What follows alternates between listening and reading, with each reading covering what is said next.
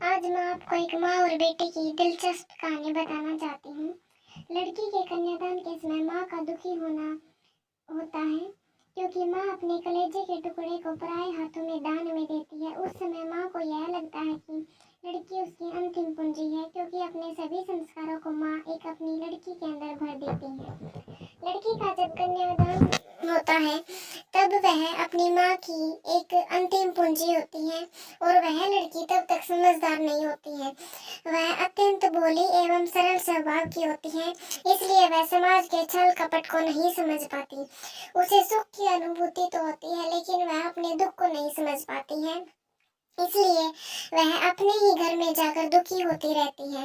माँ अपने आप पर हुए अत्याचारों की और जुल्मों की पाठिका थी। उसने हर दुख को सहा था, समझा था।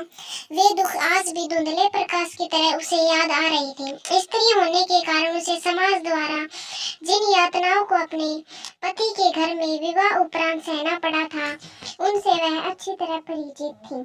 समाज द्वारा लड़की के लिए निर्मित कुछ तर्क होते हैं जो वह अपनी लड़की को समझाती थी।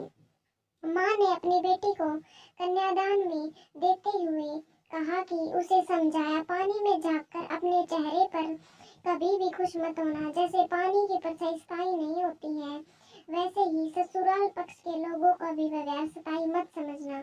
वे कभी भी अपना रूप बदल सकते हैं। घर में चूल्हे की आग रोटियां सेकने के लिए होती है, जलने के लिए। आज समाज अधिक से अधिक धन के लोभ में पुत्र वधू को आग लगा देते हैं।